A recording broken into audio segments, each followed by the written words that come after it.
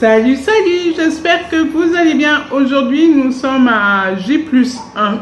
On est vendredi 12 janvier et tout va bien pour moi. La preuve, hein, je suis sur le fauteuil, je suis maquillée, je suis pomponnée, je sens bon le parfum, enfin la totale. Après, on m'a enlevé les pansements ce matin et bien entendu, j'ai fait soigner une cicatrice. Mais ça, est-ce que ça vous étonne? Moi non, hein, puisque je fais quand même mes transferts. Donc à la base, on n'est pas censé forcer, mais moi j'ai pas le choix. Mais c'est rien d'extra. Il y a aussi une cicatrice qui saignote. On a remis un pansement et puis voilà, ça va se fermer tout seul, hein, tranquillement. Et sinon, toutes les cicatrices sont nickel. Elles sont jolies et tout, donc moi ça me va. J'ai la kiné qui est passée pour me faire de la kiné-respi. Hier soir aussi, j'ai un kiné qui est passé. On a fait les dégagements juste après la chirurgie. Donc ça, c'était nickel. Parce que le fait de faire de la respi, on a dégagé les poumons, même s'il n'y a pas grand-chose. Hein, je tousse une fois, tout sort, donc c'est nickel. Il faut juste que je fasse un peu attention à bien mettre l'appareil chaque soir parce que du coup c'est l'appareil qui va faire le boulot un petit peu à ma place pour bien dégager les poumons, tout ça, puisque comme il y a encore les gaz, tout ce qui est diaphragme et tout ça sont bien hauts et écrasent un petit peu les poumons. Donc le temps que les poumons reprennent leur place, il faut qu'on pousse tout ça et voilà, c'est en respirant tout simplement. Ils trouvent tous que j'ai les bronches dégagées, donc pour moi ça me va très bien aussi. Donc en fait là il est 1h moins le quart, tout simplement j'ai pris mon temps. Je suis réveillée depuis 4h30 ce matin. En fait c'est assez bizarre, mais hier j'ai dormi par tranche de 2 à 3 heures et après je me réveillais pendant 3 heures. Et j'ai fait ça toute la nuit en fait. Et voilà. Donc je n'ai pas mal, ça tire un peu, mais rien d'extra quoi. C'est les abdos qui travaillent, on va dire. Mais tout va bien. Ce matin, j'avais droit à une compote que je n'ai pas mangée parce que j'en voulais pas, tout simplement. Maintenant, il est midi 45, mais je n'ai pas encore mangé ma compote du midi. Là, je vais pas tarder à la manger, tout simplement. Je pense que ça y est, on m'a passé du Doliprane à avaler, donc je pense qu'il n'y aura plus de perf. Même si j'ai encore le 4 avec moi, on ne sait jamais. Et le Spasfon, donc pour l'estomac. Donc si on me passe des médicaments à avaler, c'est que tout va bien, hein. Et hier soir, j'ai mon médecin qui est passé dans la soirée. Donc, il m'a dit que tout s'était très bien passé, rapidement et facilement. Donc, quand il m'a dit ça, j'étais bien contente, je t'avoue. Et il m'a dit qu'il passait me voir ce matin, mais il est déjà passé en fait. Hein, je l'ai vu hier et aujourd'hui. J'ai mon anesthésiste qui est passé aussi hier soir vers 9h30 à peu près, 21h30, 21h45. Et pareil, elle m'a dit apparemment tout s'est passé nickel. Et du coup, on a parlé un petit peu de son équipe que moi je trouve formidable. Et voilà quoi, en fait, on a papoté plus qu'autre chose. Et c'était bien agréable. Quand mon chirurgien est passé, il m'a dit que j'allais faire un scanner pour voir s'il n'y a pas de fuite. Et à partir de ce moment-là où on sait qu'il n'y aura pas de fuite, je vais pouvoir manger.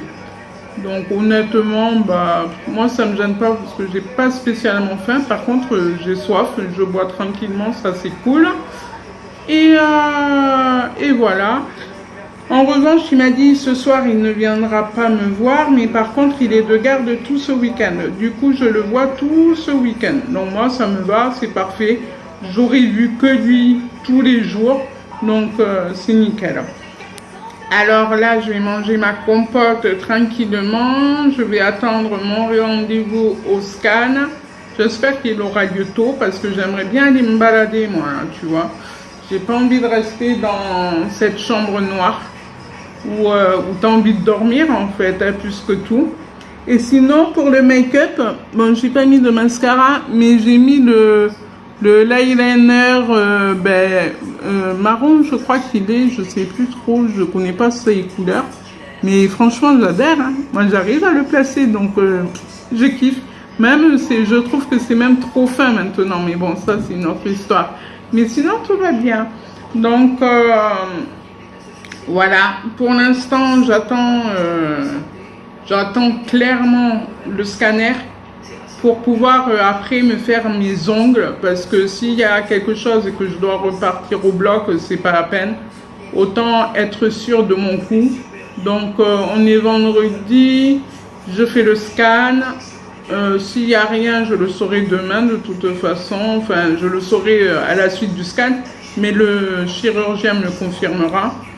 Et je pourrai manger. Et à partir de ce moment-là, je ferai mes ongles parce que, voilà, ils sont banals, quoi.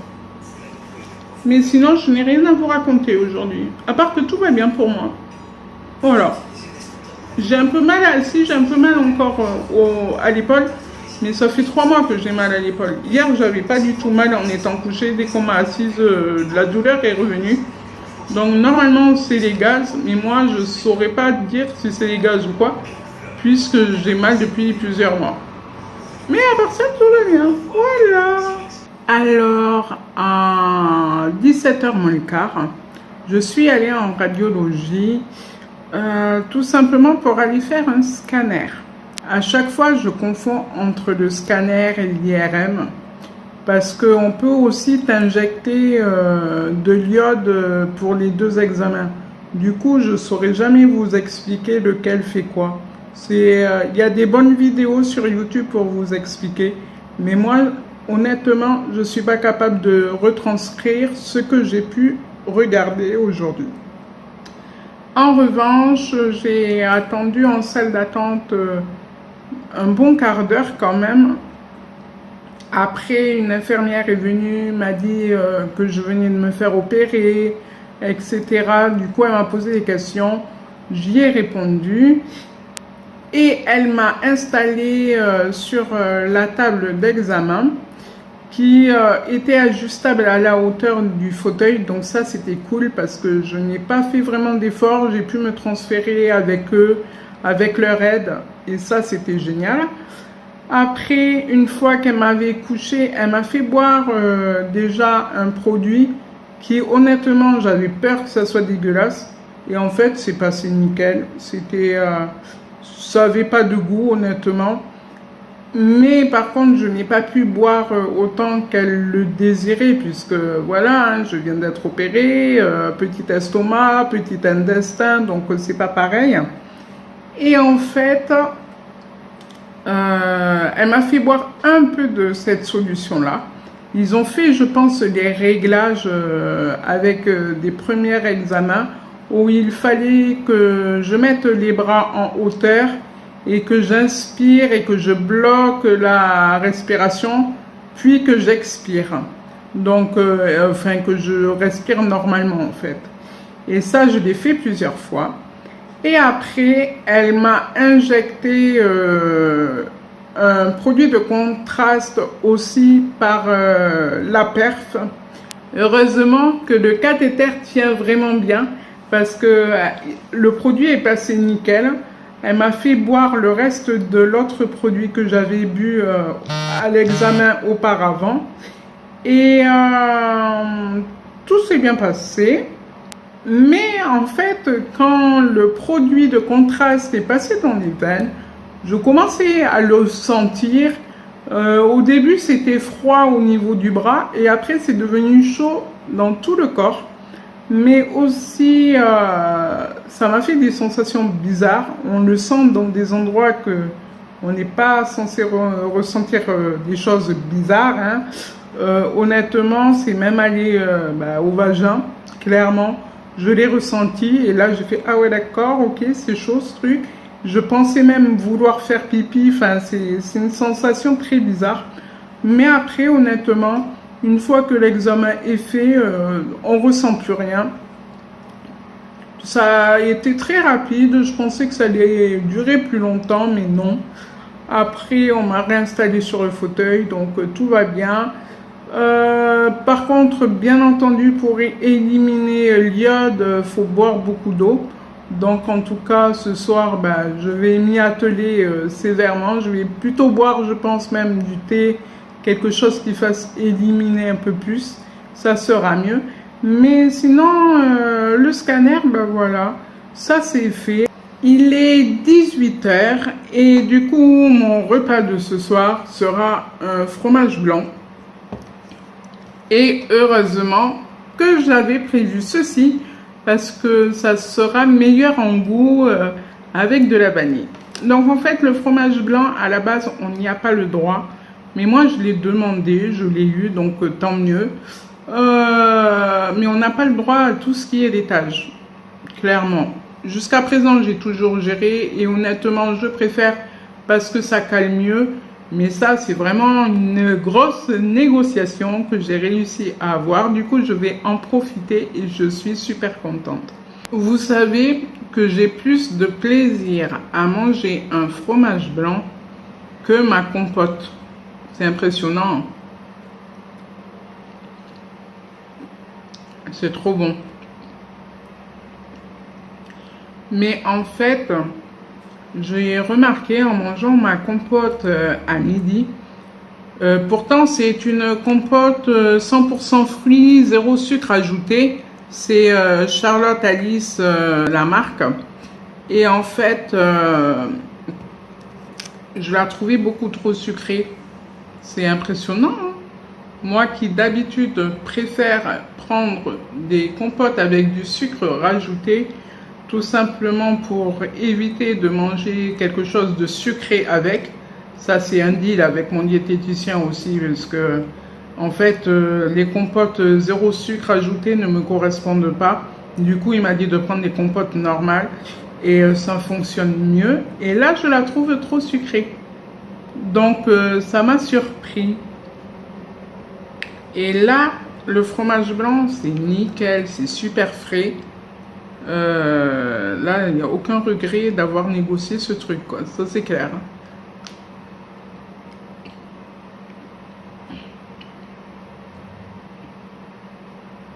Après, honnêtement, j'aimerais ne pas le gerber. Ça serait cool.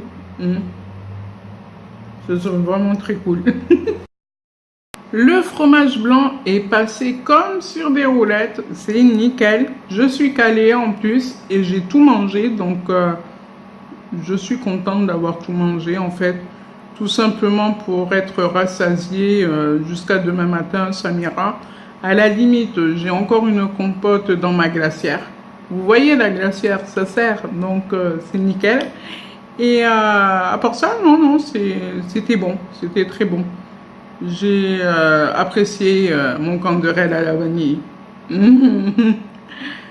J'ai aussi remarqué quelque chose, c'est qu'on ne m'a pas fait de piqûre de Lovenox et j'en suis super contente en fait. Je suis super heureuse qu'on n'en ait pas encore fait. J'espère qu'on ne va pas m'en faire, honnêtement. Parce que c'est chiant à force en fait d'être piqué tout le temps. Alors ce soir, j'ai un sujet à vous parler qui me tient à cœur.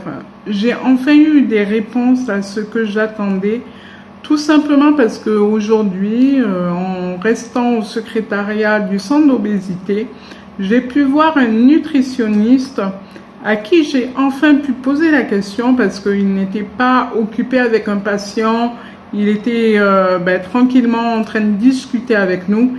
Et je vous parle du fameux IMC, indice de masse corporelle. Et je trouve que ce chiffre-là ne correspond pas à la réalité de la perte de poids de certaines personnes, notamment moi, ou encore d'autres personnes que je connais, que vous connaissez aussi, des personnes qui ont fait des poids énormes avant l'opération, comme moi. Et malheureusement, on nous parle toujours d'IMC. L'IMC normal est à 25. Ceux qui sont au-dessus, c'est du surpoids. On arrive à une obésité type 1, puis type 2, puis type 3. Moi, à l'heure actuelle, aux dernières nouvelles, je fais 109 kilos. Peut-être que j'ai perdu du poids en ce moment, je ne sais pas, mais on va prendre ces chiffres-là. Avec mes 109 kilos, je fais tout de même un IMC de 45. Ce qui veut dire que je suis en obésité type 3. Et moi, ça me fait clairement chier et ça me fait mal parce que j'ai perdu 71 kilos et au jour d'aujourd'hui, je suis toujours en obésité morbide type 3. Donc, comment mettre le patient qui a perdu beaucoup de poids, qui a mis des efforts dans sa vie, et comment le faire ramasser à la petite cuillère en annonçant qu'il est toujours en obésité type 3. Et en fait, j'ai posé la question au nutritionniste en disant, est-ce que l'IMC, pour des personnes qui ont perdu déjà beaucoup de poids, reste le moyen, le calcul le mieux pour nous? Et il m'a dit que non. En fait, c'est le PEP. Je suis désolée, je regarde mes notes en même temps puisque je me suis quand même renseignée là-dessus. Le PEP, en fait, il faut calculer le PEP. La perte d'excès de poids après la chirurgie. Et en fait, il y a un site internet où on marque PEP, CIO, et on peut aller calculer cette perte de poids, enfin cette perte d'excès de poids qui est un pourcentage. Je vais vous mettre des petites images dans le coin de l'écran pour vous montrer. J'ai fait des captures d'écran. En fait, il suffit de mettre son poids avant l'opération, sa taille actuelle, ainsi que son poids actuel. Moi, j'ai malheureusement, je ne connais toujours pas mon poids en ce moment. Du coup, j'ai mis 109 kilos. Et en mettant mes 180 kilos de départ, puis mes 109 kilos actuels, puis mon 1,55 m, en fait, j'ai obtenu un PEP à 59,19%. Ça veut dire que je suis quasiment sur une réussite de chirurgie bariatrique. Si on regarde bien, il me manque 6%. Si, c'est ça. Il me manque 6% grosso modo pour atteindre l'objectif de la réussite de la chirurgie. C'est énorme. C'est là où, en fin de compte, je me dis, putain, je suis encore en IMC 45, mais je fais partie de ces pourcentages de réussite, malgré que je n'ai pas atteint mon objectif. Et j'ai aussi fait la simulation, quand même, il fallait que je la fasse honnêtement. Je me suis dit, si je fais 100 kilos tout rond, mon PEP est à 66,7%, ce qui veut dire que je suis au-delà de la réussite. Donc vraiment, ça fait vachement du bien. Ça voudrait dire que j'aurais perdu 80 kilos d'excès de poids. C'est énorme. Là, en ce moment, je suis à 71 kilos d'excès de poids. Donc, voilà. Et moi, honnêtement, ça fait du bien d'entendre ça. Ça fait du bien qu'on ne se réfère plus à l'IMC. Parce que l'IMC, j'en avais vraiment plein le cul ces derniers temps. J'en ai marre d'entendre et de lire IMC 45. J'en ai vraiment marre. Parce que c'est toujours la case 3 de l'obésité. Alors que là, le fameux PEP, c'est un pourcentage d'excès qui était en trop dans mon corps et que j'ai perdu. Donc, c'est génial. Je ne sais pas si vous avez tout compris, mais en tout cas, je vous mets le lien du site internet. Si vous souhaitez calculer votre poids, enfin, l'excès de poids que vous avez perdu, allez sur ce site internet-là. Pour les personnes qui ont malheureusement dépassé les 200 kilos, j'en connais beaucoup. Je suis désolée, le site internet ne va que à 200 kilos. Mais faites déjà ce calcul avec les 200 kilos. Je suis sûre que vous serez étonnés du résultat. Donc croyez-y, croyez en vous. Honnêtement, voilà, c'est vraiment ma récompense de de ma journée parce que j'ai enfin pu poser des chiffres qui me parlent, qui sont cohérents avec ma perte de poids. Et j'espère que pour vous, ça vous aidera aussi beaucoup. Voilà, en tout cas, moi, je vais terminer ce vlog avec cette bonne nouvelle, n'est-ce pas? J'espère que tout le monde se porte bien derrière ce petit écran. Et moi, je vous embrasse très fort et je vous dis à demain. Salut, salut!